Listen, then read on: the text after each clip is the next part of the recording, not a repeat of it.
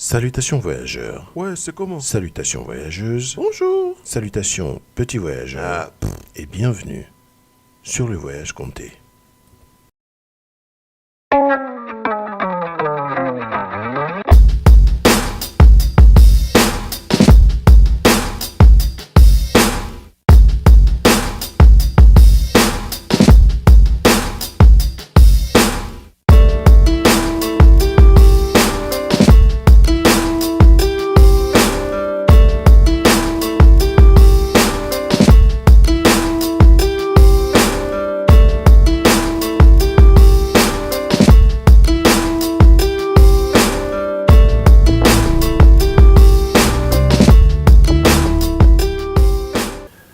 J'espère que vous vous portez bien depuis mercredi dernier.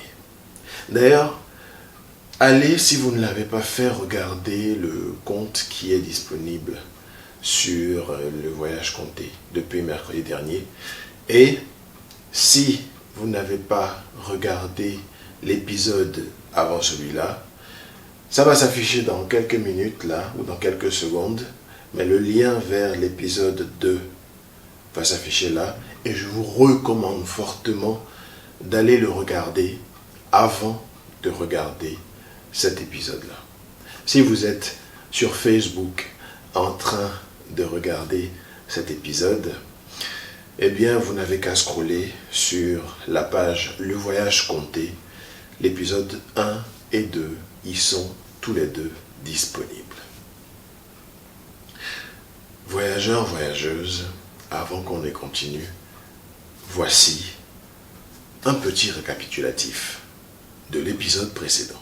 Depuis qu'elle a 12 ans, Sonia n'arrête pas de travailler pour assouvir ses besoins les plus primaires. L'année en terminale finie, elle entreprit de continuer dans sa voie, mannequinat, photoshooting, défilé de mode. Au cours d'une soirée, Sonia se voit propulsée par le promoteur d'un défilé de mode auquel elle participe assez régulièrement dans le carré VIP. Dans ce carré VIP se trouve un directeur de mode d'une agence française. Sonia va donc au carré VIP voir ce promoteur français et la discussion s'engage. La lourde main pesante du promoteur transpirant vient se poser sur la jeune cuisse de Sonia. Elle n'est pas bête. Elle comprend immédiatement ce que le promoteur attend d'elle. Ils partent finir la nuit autre part.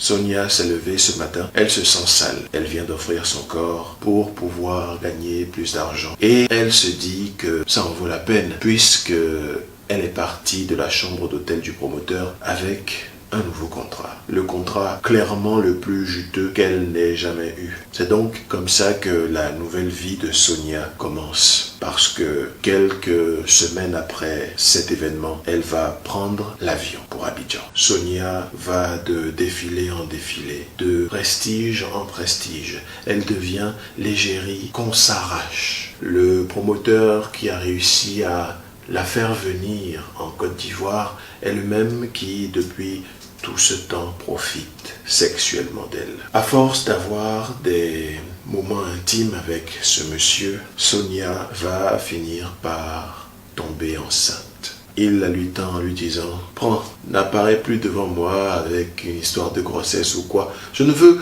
rien avoir à faire avec ça. Gère-toi et ne m'embête plus. » Il s'avère pour Sonia qu'elle est atteinte de MST. Et oui, les activités intimes qu'avait pratiquées ce monsieur avec la population qui le côtoyait n'étaient pas sans risque.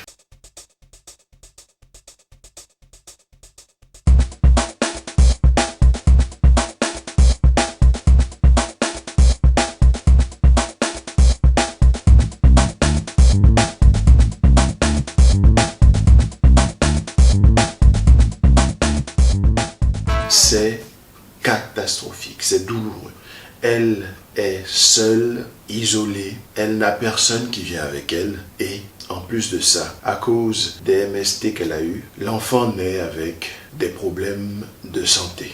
On l'a césarisée au dernier moment. Donc, c'est un traumatisme et pour elle et pour son enfant. Et au final, elle se retrouve dans un pays qui n'est pas le sien, dans un corps qu'elle ne reconnaît plus, avec un enfant qu'elle ose à peine toucher. Le traumatisme est présent, on le voit bien lorsqu'on lui tend son enfant et qu'elle est obligée de le prendre sans grande affection au début. Plus les secondes passent, plus on la recoue, plus elle regarde cet enfant. C'est une fille. Et comme un éclair, son prénom apparaît dans sa tête. Pour une fois, je ne vais pas vous demander de m'aider dans la nomination parce que dans la tête de Sonia, il est clair que cet enfant va s'appeler Lily. Lily, comme sa petite sœur qu'elle a perdue il y a 9 ans dans cet accident de voiture qui a été fatal tant pour ses parents que pour sa regrettée petite sœur.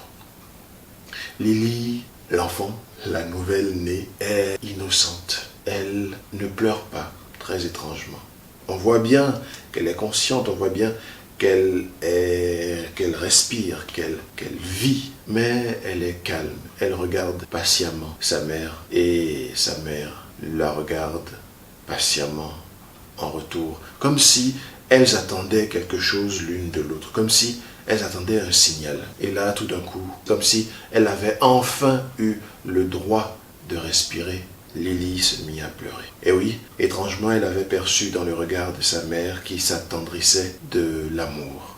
Enfin. Et elle pouvait enfin s'autoriser à être le nouveau-né qu'elle était. Les jours se succédèrent à l'hôpital et Sonia finit par sortir avec son enfant. Elle retourna dans le bas-fond dans lequel elle habitait désormais, malgré l'argent qu'elle avait eu, parce que oui, il fallait économiser pour gérer son enfant. Mais à cause de la maladie que son enfant avait, les dépenses étaient nombreuses. Tout ce qu'elle avait mis de côté, et même le 1,5 million que lui avait remis ce grand promoteur de mode, allait vraisemblablement bientôt finir. En prévoyance, elle se dit qu'il fallait impérativement qu'elle travaille pour subvenir aux besoins de sa fille.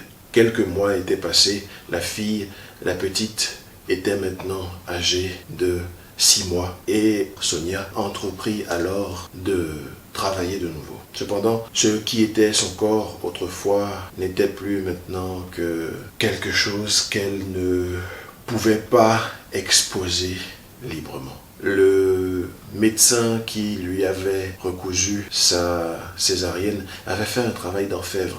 On devait s'y reprendre à 2, 3, 4 fois pour remarquer la différence entre la peau initiale et la peau cicatricielle. Et forte de ça, elle se dit qu'elle allait se mettre dans une activité où elle allait bouger pour pouvoir en même temps perdre son poids postpartum. Mais psychologiquement, elle n'était plus là.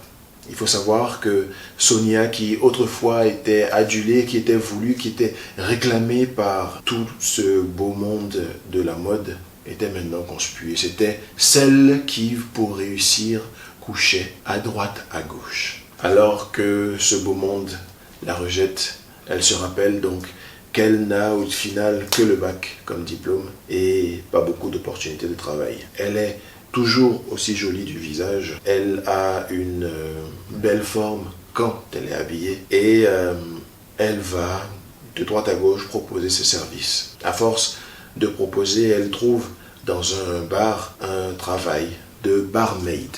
Derrière son bar, elle prépare des cocktails en tout genre, elle sert des boissons alcoolisées ou non à ses clients. Et un jour, après 3 mois de travail dans ce bar qu'il emploie, elle tombe sur quelqu'un qui va changer sa vie. Je vous laisse par vous-même juger dans quel sens cette personne va changer sa vie. Il s'appelle Marcus et il est régulier dans le bar où Sonia travaille maintenant depuis 3 mois. Marcus, au détour d'un verre, s'entretient avec la barmaid qui est en train d'entretenir son plan de travail. Elle le nettoie. Contrairement à ce qu'on pourrait penser, Marcus n'est pas en train de gratter l'amitié, mais plutôt en train de se renseigner parce qu'il pose quand même des questions très précises. Barmaid, ça fait combien de temps que tu travailles ici? Elle répond, 3 mois. Ça fait 3 mois que je travaille ici. Ah, d'accord. Et t'habites dans le coin? Non, non, j'habite pas dans le coin, je suis assez loin. Ah, d'accord, enchanté. Moi, c'est Marcus. Et toi, c'est comment? Moi, c'est Sonia. Il faut savoir que dans sa situation actuelle, Sonia n'est plus attendrissable par les hommes. Du moins, elle se dit mentalement qu'elle n'est plus attendrissable par les hommes. Elle a eu des expériences, coup sur coup, 2 expériences avec des hommes qui se sont soldées, l'une par un homme incapable de prendre ses responsabilités, l'autre par un homme qui l'a exploité jusqu'à la lie et qui l'a laissé avec une fille dont elle doit seule gérer l'avenir. Sonia donc garde la tête froide et répond, c'est dans son travail, elle doit s'adresser aux clients pour les fidéliser. Et il continue à discuter avec Marcus. Il lui parle de choses diverses et variées. Et d'un coup, il lui demande, mais au fait, combien tu te fais à peu près dans ce boulot-là par mois? Sonia, un peu gênée, hésite, puis lui dit, bah par mois, je me fais quand même 60 000 francs CFA. Et oui, Sonia qui touchait de gros cachets, maintenant se satisfait de 60 000 francs par mois. C'est difficile les fins de mois, parce que entre les soins qu'elle doit payer pour sa fille tous les 2 mois et ses charges, sa nourriture, son loyer, bref, vous comprenez de quoi je vous parle, les fins de mois sont très difficiles. Marcus éclate de rire, mais Sonia le prend comme un affront. Avec tout ce qu'elle vit, comment est-ce qu'un kidam qui ne la connaît pas peut se permettre d'éclater de rire face à une question qu'il a posée, à laquelle elle a répondu et qui est, selon lui, très drôle maintenant. Elle va réagir, mais si vous vous rappelez bien, Sonia est une personne qui réfléchit beaucoup avant de parler. Et dans ce cas, ça l'aide. Enfin, Marcus profite du silence que Sonia main pour lui dire, écoute, j'ai quelque chose pour toi qui va te faire gagner beaucoup, beaucoup, beaucoup plus.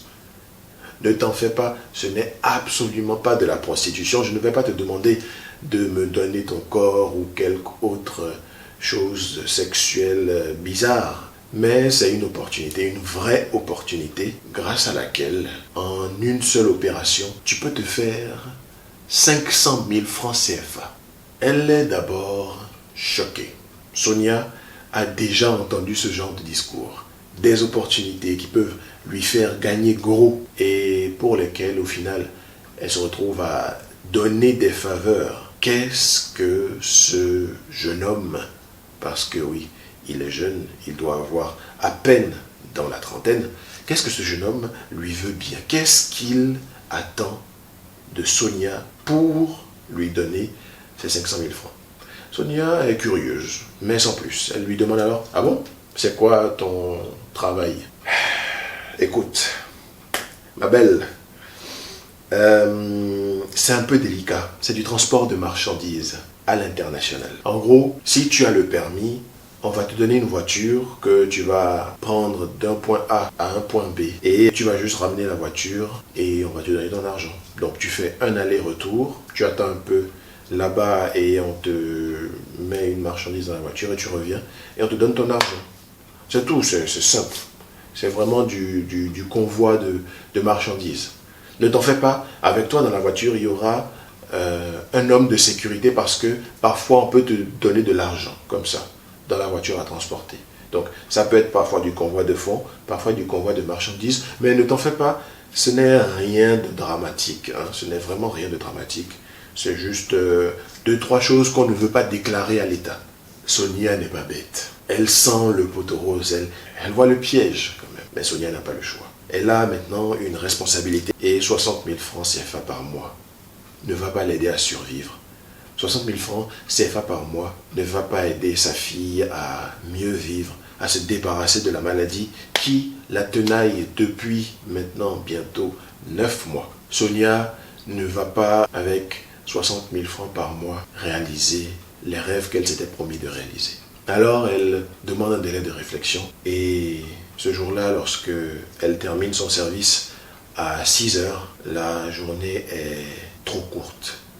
Généralement, on dit que la nuit porte conseil, Mais Sonia travaille la nuit, du coup, la journée a porté conseil. Et face à l'impératif de ses besoins et des besoins de sa fille, Sonia a ce jour-là décidé de changer sa vie. Et pas forcément pour le meilleur. Elle arrive au bar le lendemain soir et retrouve Marcus, comme à son habitude, à son lieu de travail. Sans tourner autour du pot. Décidément, ces hommes qui lui tournent autour et qui ne tournent pas autour du pot. Hein. Donc sans tourner autour du pot, Marcus lui pose la question. Alors, tu as réfléchi, est-ce que tu as pris une décision? Est-ce que tu as décidé de changer ta vie pour le meilleur? Elle lui pose quand même quelques questions avant de se décider, avant de lui montrer qu'elle a réfléchi. Est-ce qu'il y a des risques? Est-ce que ce que tu me proposes est sans risque? Écoute, Sonia, je ne vais pas te mentir. Nous souhaitons que la police ne vous contrôle pas. Donc, il faut que tu aies de bonnes compétences en conduite automobile. Nous avons un paquet de cash que nous pouvons te remettre pour soudoyer un peu à la frontière, mais tu dois te débrouiller pour que la police n'arrête pas ta voiture. C'est le seul vrai problème que nous avons avec ce genre de transport de marchandises, parce que nous sommes pris par le temps. Avec, tu sais, avec les contrôles de police chez nous, ça prend du temps, on ne sait pas quand ils vont te libérer, tout ça. Donc voilà, si tu peux faire vite, nous, ça nous arrange. Sonia comprend le problème avec la police, transport des marchandises, elle fait le lien, le trafic de drogue. Mais elle ne montre pas qu'elle a pleinement compris. Parce qu'après tout, l'intention de Marcus, c'est de lui cacher ce qu'elle transporte. Donc elle va jouer avec ça. Elle accepte. Première fois, le transport se passe comme sur des roulettes. Pareil pour la deuxième fois, pour la troisième fois. Et ceci dure pendant 6 bons mois. Pendant 6 mois, toutes les semaines, 2 fois par semaine, Sonia se fait 500 000 francs CFA par transport. Je vous laisse faire le calcul. Sa fille, sanitairement, est en sécurité. Sonia lui offre les meilleurs hôpitaux. Sonia déménage parce que ce qu'elle peut se permettre en termes de train de vie ne fait pas qu'elle peut se cantonner au bas-fond dans lequel elle était enfermée par manque d'argent. Donc, elle change de lieu de villégiature. Sonia grimpe également les échelons dans l'organisation de Marcus. Au fur et à mesure de ses transports de marchandises ou d'argent parfois, elle comprend et on lui explique clairement que c'est de la drogue qu'elle transporte. Et donc, maintenant qu'elle est dedans, qu'elle est complice avérée et qu'elle trempe réellement dans le business du transport de drogue, elle demande une promotion. Parce que oui, être sur la route et prendre tous les risques, ce n'est pas de son niveau. Elle veut être stratégiste, elle veut gérer la distribution. Et elle sait que dans l'organigramme criminel dans lequel elle est, la distribution est un pôle où on canalise beaucoup d'argent. Et par là même, elle demande une promotion en termes de salaire. Elle veut le triple maintenant. Sonia a des plans et rien ni personne ne saura la détourner du chemin qu'elle a dû prendre à cause de ces hommes qui l'ont fréquenté. Du moins, c'est ce qu'elle pense. Vu la qualité de son travail, Marcus accepte, mais à une condition. Si elle gère la distribution, elle doit maintenant s'occuper de tous les revendeurs qui essayent de gruger. Elle doit s'occuper de tous les clients qui ne veulent pas payer. Et elle a une obligation de résultat à la fin du mandat de vente qu'on lui aura donné. Exemple bête. Si on lui donne une marchandise de 1 million, elle doit faire la distribution pour que, en retour, avec les bénéfices, elle ramène 2 millions. Enfin, 2 millions à Marcus. Le reste, c'est pour elle. Il faut savoir que Sonia est quand même intelligente. Elle est très maligne avec les chiffres. Elle est tellement douée que sur une marchandise d'1 million, elle arrive à tripler le prix pour en tirer une plus grosse somme. Et malgré ça, elle est quand même payée. Donc, elle a une part de la marchandise plus son salaire. Sonia arrive à réellement mettre très très vite de l'argent de côté. Le problème de la distribution, c'est que c'est moins fréquent. Étant donné qu'elle n'est plus dans le transport, eh bien il faut trouver un remplaçant. Mais vu que cette personne n'est pas aussi investie que Sonia, les marchandises arrivent moins souvent que d'habitude. Alors Sonia prend sur elle de discipliner tout ce beau monde. Entre-temps, il y a parmi ses distributeurs quelqu'un qui, parce qu'il sait que c'est une femme maintenant qui gère la distribution, voulait jouer les gros bras et refuser de payer pour la marchandise qu'on lui avait confiée. Sonia, pour en imposer en termes de respect, n'a à ce moment pas hésité à aller sur le terrain, tant sur celui du transporteur que sur celui de son distributeur pour faire d'eux des exemples. Sonia n'est plus maintenant du genre à déléguer, elle montre à quel point elle peut être féroce. Je vous épargne les détails parce que c'est très graphique, mais on parle là de passer à tabac quelqu'un jusqu'à perte de conscience et parfois pire. Sonia veut passer un message. Elle est là et personne, aucun homme, aucune femme n'a le droit de se croire supérieur à elle. Il est clair que avec tout ce qu'elle a vécu, elle se sent obligée de prouver sa supériorité et sa dominance. Mais voilà, grâce à la peur, ou à cause de la peur qu'elle inspire à non seulement ses distributeurs, mais aux transporteurs qui, soudainement, deviennent beaucoup plus efficaces, elle attire l'attention, et pas forcément la meilleure. Sonia est maintenant surveillée par les services de police. Sonia, parce qu'elle n'arrive pas à justifier de l'argent qu'elle gagne, est obligée de garder toute cette somme chez elle. Vous n'imaginez pas à quel point on peut être ingénieux lorsqu'il s'agit de cacher les choses aux yeux du grand public. Sonia a en une année et demie connu un essor fulgurant, passé de transporteur à distributeur et ensuite de terreur dans le game de la drogue. Sauf que dans cet essor, maintenant elle est la cible principale de la police qui est informée grâce aux 2 lascars qu'elle avait estropiés il y a quelques minutes. Grâce à ces 2 victimes, les services de police ont maintenant toutes les informations pour coincer Sonia. Elle aurait dû en finir avec eux quand elle en avait le pouvoir, parce que maintenant, ceux qu'elle a pris pour servir d'exemple vont la mener directement à sa chute. Enfin, c'est sans compter l'ingéniosité de Sonia qui, grâce à cette taupe planquée au sein même des forces de police, arrive à avoir l'information. Elle n'a pas le temps de tout prendre avec elle, alors elle prend un grand sac qu'elle remplit d'argent, elle prend sa fille et elle fuit, direction le Ghana. Pour ne pas être repérée, Sonia change de nom et Sonia devient Annie. Voyageurs, voyageuses, je suis content. Enfin, je ne suis pas content de l'histoire de Sonia, mais je suis content de la tournure que les choses prennent parce que il ne reste plus, si vous vous rappelez bien, qu'une semaine avant la surprise. La surprise.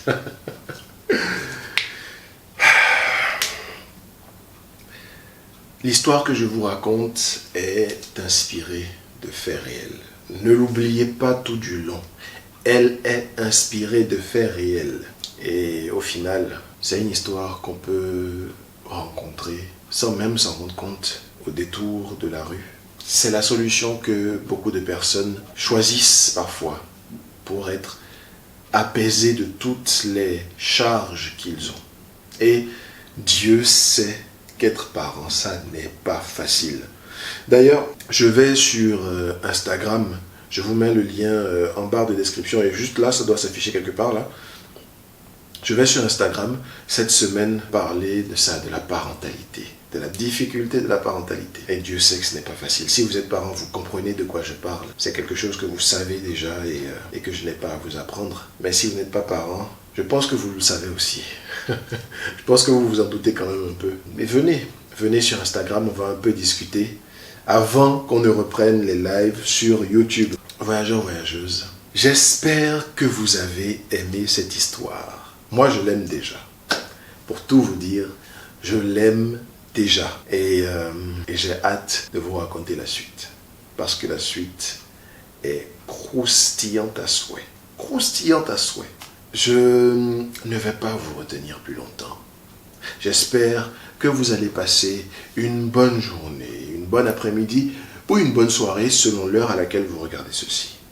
On se retrouve sur Instagram pour les pensées du Père Conteur, sur YouTube pour des podcasts et les prochains contes. Et jusque-là, voyageurs, voyageuses, au revoir.